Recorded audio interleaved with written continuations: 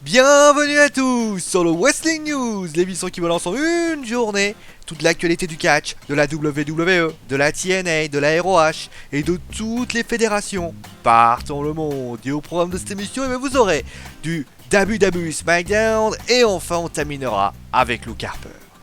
Mais débutons donc avec SmackDown et le choix a débuté avec le tout nouveau champion de la WWE, AJ Styles, qui ne se prend pour John Cena, the champ, the face to run the place.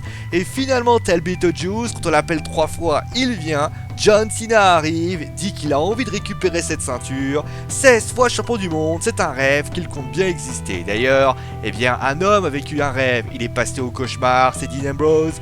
Il réclame d'ailleurs une revanche. Face à cet affairement d'animosité, Shane McMahon arrive et déclare qu'un No Mercy, futur pay-per-view SmackDown, et AJ Styles défendra sa ceinture dans un triple threat match contre John Cena et Dean Ambrose. Le premier match a alors lieu et il est par équipe. Ce sont les Usos qui battent les Eyebrows avec un Samoan Splash. Le Miz arrive pour critiquer Daniel Bryan, Dolph Ziggler sur le fait qu'il pensait ces deux-là qu'il était un lâche. Mais au final c'est un champion et il l'a prouvé à Backlash.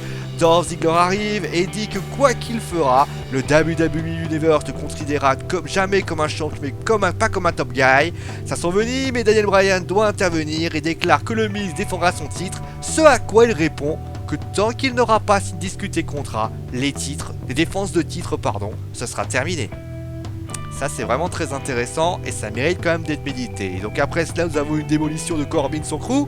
Avant son match, la nouvelle championne féminine a déjà une challengeuse. Elle s'appelle Alexa Bliss qui a remporté ce droit par la technique de I take the pinfall of the others. Et après il sert de contrat du tout nouveau champion par équipe Heath Slater et un Gordon Rhino sur les Ascension. C'était un match pour le titre d'ailleurs. Et bien le main event a eu lieu et Dean Ambrose et John Cena ont fait équipe face à AJ Styles et le Miz qui a attaqué le partenaire choisi par Bryan, James Ellsworth. Alors c'était le mec qui avait été démoli par Strowman, pour ceux qui se souviennent.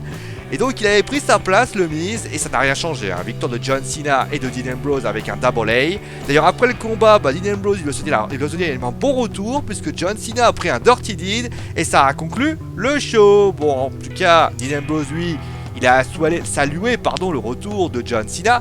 Il y a un homme qui a toujours pas fait son retour, c'est Luke Harper. Il y a quelques mois, on rappelle, il s'est lourdement blessé au genou. Et de plus, des rumeurs apparaissaient sur le fait qu'il pourrait prendre sa retraite.